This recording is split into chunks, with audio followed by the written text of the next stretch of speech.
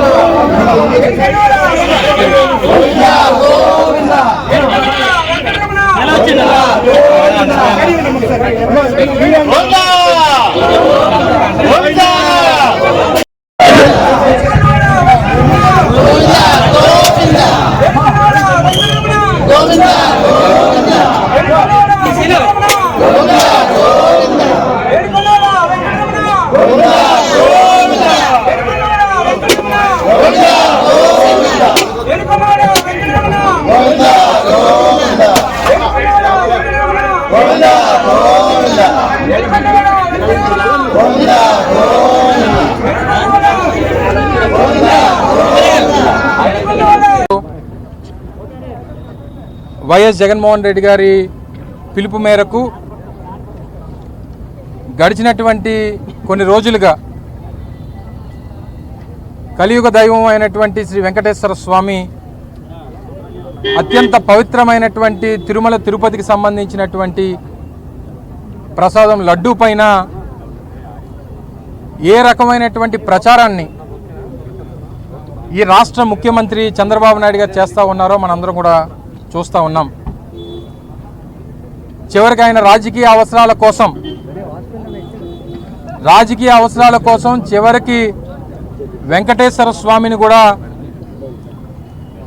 తన అత్యంత నీచమైనటువంటి రాజకీయాల్లోకి లాగినటువంటి సందర్భాల్ని మనం చూస్తూ ఉన్నాం. గడిచినటువంటి 4 మాసాలుగా వారు అధికారంలోకి వచ్చి 4 మాసాలు పూర్తవుతున్నటువంటి సందర్భంలో ఎన్నికల్లో ఇచ్చినటువంటి ఏ ఒక్క హామీని నిలబెట్టుకోకపోగా వచ్చినటువంటి ఏ ప్రకృతి వైపరీత్యాన్ని కూడా సమర్థవంతంగా ఎదుర్కోలేక వీటన్నిటినీ కూడా ఏ రకంగా డైవర్ట్ చేయాలనేటువంటి ఉద్దేశంతో చివరికి మన కలియుగ దైవమైనటువంటి వెంకటేశ్వర స్వామిని కూడా ఈరోజు రాజకీయాల్లోకి లాగినటువంటి సందర్భాలు మనం చూసాం. నిన్ననే ముఖ్యమంత్రి గారు మాట్లాడుతూ ఒక స్టేట్మెంట్ ఇచ్చారు, మీరందరూ కూడా చూశారు. కల్తీ నెయ్యి వాడారు, కానీ ఎక్కడ వాడారో తెలియదు అంటున్నాడు ముఖ్యమంత్రి. మరి రాష్ట్రానికి ముఖ్యమంత్రిగా ఉన్నటువంటి వ్యక్తి వాళ్ళ వాస్తవంగా అది జరిగుండుంటే ఎలా జరిగింది, ఎక్కడ జరిగింది అనేటువంటి చెప్పాల్సినటువంటి అవసరం ఉంది. అంటే వారు ఇచ్చినటువంటి స్టేట్మెంట్ని ఏ రకంగా కప్పిపుచ్చుకోవాలి అనేటువంటి ఉద్దేశంతో ఈరోజు రకరకాలైనటువంటి మాటలు మాట్లాడుతున్నటువంటి సందర్భాలు మనం చూస్తూ ఉన్నాం. ఈ కల్తీ నెయ్యి విషయంలో జగన్మోహన్ రెడ్డి గారికి, గత ప్రభుత్వానికి పాత్ర ఉందని, ఈ తప్పంతటిని కూడా జగన్మోహన్ రెడ్డి గారి మీద నెట్టేయాలనేటువంటి ప్రయత్నం మొదటి రోజుల్లో చేసి చివరికి ఏమీ లేదు అని తెలిసి దాని నుంచి ఏ రకంగా బయటపడాలో తెలియనటువంటి పరిస్థితుల్లో ఈరోజు రాష్ట్ర ముఖ్యమంత్రి ఉన్నారు. వాస్తవంగా జగన్మోహన్ రెడ్డి గారిని ఎదుర్కోవాలనేటువంటి ఆలోచన ఉంటే నేరుగా ఎదుర్కోండి, నేరుగా రాజకీయాలు చేయండి, నేరుగా పోరాటం చేయండి. మీరు అధికారంలో ఉన్నారు, అంతేగాని చివరికి ఆ దేవుణ్ణి కూడా ఇంట్లో తీసుకురావడం అనేటువంటిది ముఖ్యంగా రాష్ట్ర ప్రజలే కాదు, తిరుమల తిరుపతి అంటే ప్రపంచవ్యాప్తంగా ఉన్నటువంటి తెలుగువారు, ప్రపంచవ్యాప్తంగా ఉన్నటువంటి హిందువులు అందరి తాలూకా మనోభావాలకు సంబంధించినటువంటి అంశం ఇది. మీరు నోటుకొచ్చినటువంటి మాటలు, ఇష్టం వచ్చినటువంటి ఆరోపణలు చేసి భక్తుల తాలూకా భక్తితో, వారికి ఉన్నటువంటి మనోభావాలతో ఆటలాడుకునేటువంటి పరిస్థితులు ఈరోజు కనబడతా ఉన్నాయి. మీ రాజకీయాల కోసం, మీ అవసరాల కోసం, మీ డైవర్షన్ పాలిటిక్స్ కోసం ఈరోజు ప్రపంచ ప్రఖ్యాతిగాంచినటువంటి తిరుమల తిరుపతిని కూడా మీరు వాడుకున్నారంటే ఆ పాదాల చెంత పుట్టినటువంటి మీకు చంద్రగిరిలో తిరుమల తిరుపతి దేవస్థానం, తిరుమల తిరుపతి పాదాల చెంత పుట్టినటువంటి చంద్రబాబు నాయుడు గారికి తల్లిదండ్రులు అంటే దయలేదు, ఆ దేవుడు అంటే భయం లేదు, పిల్లనిచ్చినటువంటి మావంటే అసలు విశ్వాసం లేదు, చివరికి ఓట్లు వేసినటువంటి ప్రజలంటే అసలు వాళ్ళని పట్టించుకునేటువంటి పరిస్థితే లేదు. అందుకనే నెయ్యి గొడవతో తెలుగుదేశం పార్టీ వారి రాజకీయ పార్టీకి 6 అడుగుల గొయ్యి తవ్వుకున్నారనేటువంటి మాట గతంలో చెప్పాం. దీనికి ఇప్పటికీ కట్టుబడి ఉన్నాం. వీటన్నిటికన్నా మించి సరే జగన్మోహన్ రెడ్డి గారి మీద, వైఎస్ఆర్ కాంగ్రెస్ పార్టీ మీద ఆరోపణలు చేశారనేటువంటిది పక్కన పెడదాం, కానీ ప్రజలు, ముఖ్యంగా భక్తులు, హిందువుల తాలూకా మనోభావాలతో ఆటలాడుకున్నటువంటి ఈ ప్రభుత్వం తక్షణమే సిబిఐ ఎంక్వైరీకి డిమాండ్ చేయాలి. ఈరోజు వైఎస్ఆర్ కాంగ్రెస్ పార్టీ దేశవ్యాప్తంగా, ప్రపంచవ్యాప్తంగా ఉన్నటువంటి హిందువులందరూ కూడా సిబిఐ ఎంక్వైరీని డిమాండ్ చేస్తూ ఉన్నారు. మీరు చేసినటువంటి ఆరోపణలో వాస్తవం ఎంత, నిజం ఎంత, లేదా మీరు రాజకీయాలకు వాడుకున్నారా లేదా అనేటువంటిది బయట పెట్టాలి. మీరు వేసినటువంటి సిట్లతోనే, మీరు వేసినటువంటి కమిటీలతో ఎవరికి నమ్మకం లేదు. ఎందుకంటే గతంలో కూడా మేము కూడా ప్రభుత్వాల్లో ఉన్నాం. ఆ కమిటీలు ఏ రకంగా పనిచేస్తాయో, ఎవరి కింద పనిచేస్తాయో, ఎవరి కోసం పనిచేస్తాయో అనేటువంటిది మాకు తెలుసు. తప్పకుండా రానటువంటి కాలంలో దీనికి సంబంధించినటువంటి నిజాలు బయటపడాలంటే సిబిఐ ఎంక్వైరీ ఒకటే దీని నిజాలు బయటపడతాయనేటువంటి నమ్మకం ఈరోజు రాష్ట్ర ప్రజల్లో, దేశ ప్రజల్లో, హిందువుల్లో, భక్తుల్లో ప్రతి ఒక్కరిలో ఉందనేటువంటిది మా తాలూకా వైఎస్ఆర్ కాంగ్రెస్ పార్టీ భావన. చివరికి నిన్న జగన్మోహన్ రెడ్డి గారు తిరుపతి వెళ్ళాలని చెప్పి నిర్ణయం తీసుకుంటే ఆయన మీద కూడా లేనిపోయినటువంటి ఆరోపణలు, చివరికి ఆయనతో తిరుమల తిరుపతికి వెళ్తామన్నటువంటి వారికి నోటీసులు, మీరు వెళ్ళడానికి వీల్లేదు, వెళ్తే అరెస్ట్ చేస్తామని చెప్పి నోటీసులు ఇచ్చినటువంటి సందర్భం గతంలో ఎప్పుడన్నా ఉందా? ప్రపంచంలోని అతిపెద్ద ప్రజాస్వామ్యం చెప్పుకునేటువంటి భారతదేశంలో, సెక్యులర్ దేశంలో ఎవరి తాలూకా మనోభావాలు, ఎవరి తాలూకా మతం, ఎవరి తాలూకా ఆలోచనలు వారికి ఉంటాయనేటువంటిది అందరికీ తెలిసినటువంటి ఈ దేశంలో గతంలో 5 సార్లు ముఖ్యమంత్రిగా ఇదే వెంకటేశ్వర స్వామికి పట్టు వస్త్రాలు పెట్టినటువంటి జగన్మోహన్ రెడ్డి గారు, గతంలో వారి తండ్రి రాజశేఖర రెడ్డి గారు ఆయనకు 5 సంవత్సరాలు పట్టు వస్త్రాలు పెట్టినటువంటి కుటుంబం చివరికి ఆయన్ని డిక్లరేషన్ ఇమ్మని చెప్పి మీరు అడ్డుకునేటువంటి ప్రయత్నం చేస్తూ ఉన్నారు. చెప్పారు జగన్మోహన్ రెడ్డి గారు, చాలా క్లియర్గా చెప్పారు, నా మతం మానవత్వం అనేటువంటి మాట జగన్మోహన్ రెడ్డి గారు నిన్ననే చెప్పారు. వీటిని కూడా మీరు విమర్శించేటువంటి పరిస్థితికి వచ్చి ఈరోజు వాయిదా పడొచ్చేమో, మళ్ళీ జగన్మోహన్ రెడ్డి గారు తిరుమల తిరుపతి వెంకటేశ్వర స్వామిని దర్శించుకునేటువంటి దానికి వెళ్తారు, ఎవరు ఆపుతారో కూడా వైఎస్ఆర్ కాంగ్రెస్ పార్టీ చూస్తుంది అనేటువంటి విషయాన్ని కూడా ఈ సందర్భంగా తెలియజేస్తా ఉన్నా. కేవలం ఈరోజు రాష్ట్ర వ్యాప్తంగా కార్యక్రమాలు ఉన్నాయి, అనేక రకాలైనటువంటి ఇబ్బందులు సృష్టించేటువంటి ప్రయత్నం చేస్తారనేటువంటి ఒకే ఒక ఉద్దేశంతో ఒక అడుగు వెనక్కి వేశారు తప్ప జగన్మోహన్ రెడ్డి గారి తాలూకా ఆలోచన విధానం, ఆయన తాలూకా మనోభావాలు, ఆయనకున్నటువంటి భక్తి బహుశా ఎప్పుడు కూడా గతంలో చంద్రబాబు నాయుడు గారిని చూసాం. ఎక్కడన్నా శంకుస్థాపన చేస్తారంటే బూట్లు వేసుకుని కొడతాడు, కొబ్బరికాయలు బూట్లు వేసుకుని కొడతాడు, దేవుడు పట్టాలు బూట్లు వేసుకొని పట్టుకుంటారు. ఇవన్నీ మనం చూసాం. ఎవరికి భక్తి ఉందో ఎవరికి భక్తి లేదో అనేటువంటిది అందరికీ తెలుసు. మేము ఎవరు కూడా నిరూపించుకోవాల్సినటువంటి అవసరం లేదు. తప్పకుండా ఇదిగో ఇప్పుడు మనం దర్శనం చేసుకొని, అందుకనే విశాఖపట్నం జిల్లాకు సంబంధించి అన్ని నియోజకవర్గాల్లో కూడా కార్యక్రమాలు చేసి ఈరోజు జిల్లా కార్యక్రమంగా అత్యంత పవిత్రమైనటువంటి తిరుమల తిరుపతి దేవస్థానానికి సంబంధించి నిర్మించినటువంటి దేవాలయం వెంకటేశ్వర స్వామి దేవాలయం, ఇది కూడా గత ప్రభుత్వంలో జగన్మోహన్ రెడ్డి గారి నాయకత్వంలో మొట్టమొదటిసారిగా నిర్మించినటువంటి గొప్ప ఆలయం. ఆ స్వామివారిని దర్శించుకోవడానికి పెద్దలందరూ కూడా రావడం జరిగింది. స్వామివారిని కూడా కోరింది ఒకటే, చంద్రబాబు నాయుడు గారు మిమ్మల్ని రాజకీయాలకు వాడుకుంటున్నారు.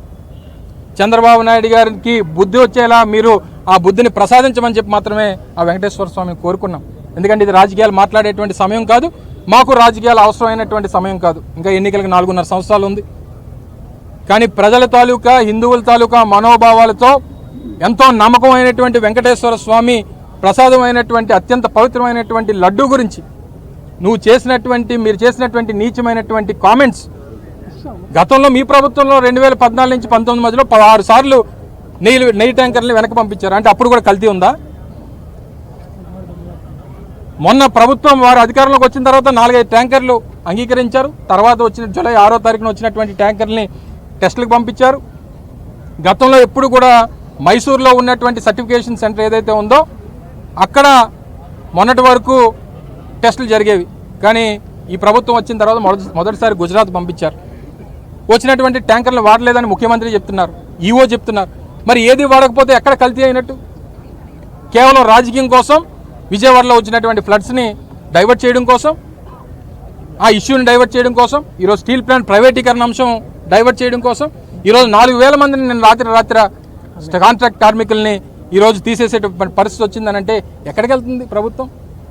సో ఇవన్నీ కూడా మాట్లాడాల్సి వస్తే చాలా మాట్లాడాలి, కానీ ఇది సమయం కాదు. వెంకటేశ్వర స్వామిని ఈరోజు రాష్ట్ర వ్యాప్తంగా వైఎస్ఆర్ కాంగ్రెస్ పార్టీ నాయకులు అందరం కూడా ఎక్కడ కూడా ఒక జెండా కానీ ఒక స్లోగన్ కానీ ఏది లేకుండా కేవలం ఈ రాష్ట్ర ప్రభుత్వానికి, రాష్ట్ర ముఖ్యమంత్రికి బుద్ధిని ప్రసాదించమని మాత్రమే చెప్పాం. రాజకీయాలకు మిమ్మల్ని వాడుకునేటువంటి ప్రయత్నం చేస్తూ ఉన్నారు. దయచేసి భక్తులు కానీ ప్రజలు కానీ దీన్ని గమనించాల్సిందిగా కోరుతున్నాం అనేటువంటి విషయాన్ని మీ ద్వారా ప్రజలకు తెలియజేయాలనేటువంటి ఉద్దేశంతో ఈ సమావేశాన్ని కూడా ఏర్పాటు చేయడం జరిగింది. థ్యాంక్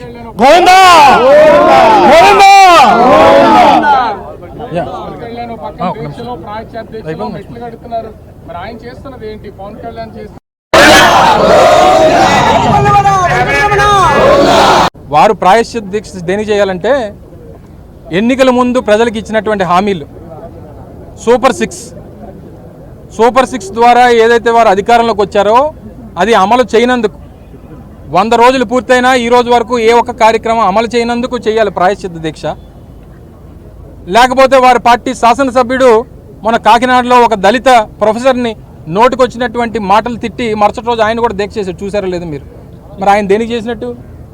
అంటే ఎవరైతే తప్పులు చేస్తారో వాళ్ళే ప్రాయశ్చిత్త దీక్షలు చేస్తారు. సో నేను అందుకనే ఇప్పుడు ఎవరి గురించో అందులో వారు కూడా ప్రభుత్వంలో మంత్రివర్గంలో ఉన్నటువంటి ఒక మంత్రి. మేము ప్రభుత్వాన్ని నడిపేటువంటి ముఖ్యమంత్రి గురించి మాట్లాడుతూ ఉన్నాం. ముఖ్యమంత్రి స్థాయిలో ఒక మాట మాట్లాడిన తర్వాత దాన్ని నిరూపించాల్సినటువంటి బాధ్యత ఉంది. లేదా నువ్వు నిరూపించకపోతే ఇండిపెండెంట్ బాడీ అయినటువంటి సిబిఐకి ఎంక్వైరీ అప్పచెప్పాల్సినటువంటి బాధ్యత ఉందనేటువంటిది మా డిమాండ్ తప్ప మేము అధికారంలో లేం కదా. అధికారంలో ఉన్నది వాళ్ళు, ఆరోపణలు చేస్తుంది వారు, నిరూపించాల్సింది వారు. సో ఇవన్నీ కూడా వారికే ఇవి అమలవుతాయి తప్ప ఏది చేసినా సరే, ఏ పాపాలు చేసినా వాళ్ళే చేశారు. ఏ ప్రాయశ్చిత్త దీక్షలు చేయాల్సి వచ్చినా వాళ్ళే చేయాలి తప్ప మేము చేయాల్సినటువంటి అవసరం లేదు. చంద్రబాబు నాయుడు గారు అంత జాదు అంటే భూతపదం అనుకోకండి, అంటే మెజిషియన్. అప్పట్లో అయ్యన్ పాత్రి గారు చెప్పారు కదా, చెత్త నా కొడుకు అంటే చెత్త వేస్ట్ మై సన్ అని. ఇది కూడా అలాంటిదే. మై సన్ అన్నాను నేనేమన్నాను అన్నాడు కదా.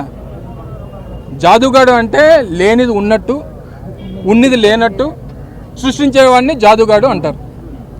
సో దీన్ని ఏంటంటే లేనిది ఉన్నట్టుగా, ఉన్నది లేనట్టుగా సృష్టించడంలో పీసీ సర్కార్ అండి అత్యంత గొప్ప మెజిషియన్. మీ అందరికి తెలుసో లేదో, ఆయన మించిపోయాడు చంద్రబాబు నాయుడు గారు. సో ఇది ఈ రాష్ట్రంలో జరుగుతూ ఉంది. దేనికి? ఫ్రీ బస్ లేదు, 15,000 ఇంటింటికి బిడ్డకు 15,000 లేదు, లేడీస్కి 1,500 లేదు, మూడు సిలిండర్లు స్కీము లేదు, చివరికి 20 లక్షల మందికి ఉద్యోగాలు ఇస్తారన్నాడు. నేను 4,000 మంది స్టీల్ ప్లాంట్లో ఉద్యోగాలు తీస్తాడు. సో ఇలాగ చెప్పుకుంటూ వెళ్తే బోల్డ్ అని ఉంటాయి. వీటన్నిటిని డైవర్ట్ చేయడానికి ఈ బాధలన్నీ ఆయనకి. సరే ఏదేమైనప్పటికీ దేవుణ్ణి ఈ రాజకీయాల జోలికి తీసుకురావద్దు అనేటువంటిది మా మనవి. దయచేసి మీ ద్వారా ప్రభుత్వాన్ని కోరుతా ఉన్నాం. అందుకనే 100 రోజులు అది కాదు, 100 రోజులు ఒక నిమిషం అమ్మా, 100 రోజులు మంచి ప్రభుత్వం అని జనం అనలేదు కాబట్టి ఆయనే పెట్టుకున్నాడు. మంచి ప్రభుత్వాన్ని నువ్వు అనాలి, నేను అనాలి. ప్రభుత్వం పెట్టుకుంది అనుకో, ప్రోగ్రామ్ పేరు ఏంటంటే మంచి ప్రభుత్వం అంటారు. బాగుంది కదా. ఎవరు అంటే నేనే అనుకుంటా మంచోడు అని అంటాడు. ఎవరు మంచోడు అంటే నేనే మంచోడు అని చెప్పినట్టు. ఎవరు ఈ సబ్జెక్ట్ని బయటికి తీసింది ఎవరు? ఈ సబ్జెక్ట్ మాట్లాడింది ఎవరు? హిందూ మనోభావాలతో ఆడుకునేది ఎవరు?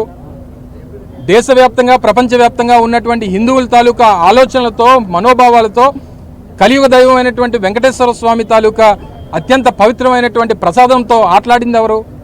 అన్నీ ఆటలాడింది వాడుకుంటుంది, రాజకీయం చేస్తుంది వాళ్ళైనప్పుడు మేము దేనికి సమాధానం చెప్పాలి?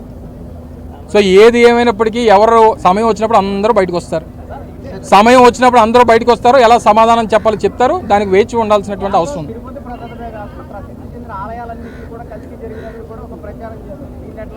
ఇప్పుడు వాళ్ళు నాకు తెలియగలుగుతున్న బ్రదరు, మేము అధికారులు ఉన్నాం, వాళ్ళ అధికారులు ఉన్నారా అంటే నాకు తెలియదు, నాకు అర్థం అవ్వట్లేదు. నాకు 4 సరే చేసి అందుకనే బ్రదర్ చెప్తున్నాం కదా, వాళ్ళు 4 నెలలు అయింది, ప్రూవ్ చేయమనండి. ఇదిగో అమర్నాథ్ తప్పు చేశాడు, లేకపోతే అమర్నాథ్ విశాఖపట్నంలో మంత్రిగా ఉన్నాడు, రుషికొండ దేవాలయంలో రుషికొండ వెంకటేశ్వర స్వామి టెంపుల్లో కల్తీ జరిగిపోయింది చెప్పమనండి. సో ఏదన్నా వాళ్ళకి అధికారం ఉంది, అదే చెప్తున్నా. వారు అధికారంలో ఉన్నారు, వారికి అవకాశం ఉంటే ప్రూవ్ చేయమనండి. ఈ లేనిపోయినటువంటి ఆరోపణలు నేనేమంటానంటే, దేవుడు అందరికీ సమానం. ఏ మతమైనా, ఏ కులమైనా, ఏ ప్రాంతమైనా అన్ని కులాలు అన్ని మతాలు సమానంగా చూసేటువంటి దేశం అంది. సో ఇటువంటి పరిస్థితుల్లో ప్రజలు భక్తుల తాలూకా మనోభావాలతో ఆడుకోవద్దన్నటువంటిది, ఒకవేళ నిజంగా ఏదైనా జరిగితే ప్రూవ్ చేయాలన్నటువంటిది మా కోరిక. అందుకని సిబిఐ ఎంక్వైరీ కోరుతున్నాం కదా. సిట్ ద్వారా ఎంక్వైరీ ఆయన ఎక్కడ కింద సీటు కింద పెట్టుకుంటాడు సిట్ ఎంక్వైరీని. చంద్రబాబు నాయుడు సీటు కింద పెట్టుకొని ఏం చేస్తాడు సిట్ ఎంక్వైరీని చెప్పండి. సో ఇవన్నీ కూడా వాళ్ళందరూ సబార్డినేట్స్, ఈ ప్రభుత్వంలో పనిచేసేటువంటి అధికారులు. ముఖ్యమంత్రి అలా చెప్తే అలా చేస్తారు. సో ఇవన్నీ కూడా మాకు నమ్మకం లేదు, ప్రజలకి నమ్మకం లేదు, భక్తులకి అంతకంటే నమ్మకం లేదు. సో దీని మీద డెఫినెట్గా సిబిఐ ఎంక్వైరీ డిమాండ్ చేస్తుంది వైఎస్ఆర్ కాంగ్రెస్. దేనికి ఎవరు పెట్టారు? వాళ్ళు పెట్టారా? ఏది పెట్టినా ఏది చేసినా దేనికన్నా ఒక రుజువు అనేటువంటిది ఉంటుంది. ప్రతిదానికి ప్రూవ్ చేయాల్సినటువంటి బాధ్యత ప్రభుత్వం వాళ్ళది ఉంది, వాళ్ళ మీద ఉంది. సో ఇవన్నీ కూడా నాసిరకం భోజనాలు ఎవరు పెడుతున్నారో, ఎంతమంది పిల్లలు కల్తీ భోజనాలు తిని లేకపోతే అనేక రకాలైనటువంటి ఇబ్బందులు పడి కొన్ని వందల పిల్లలు మనమే చూసాం కదా.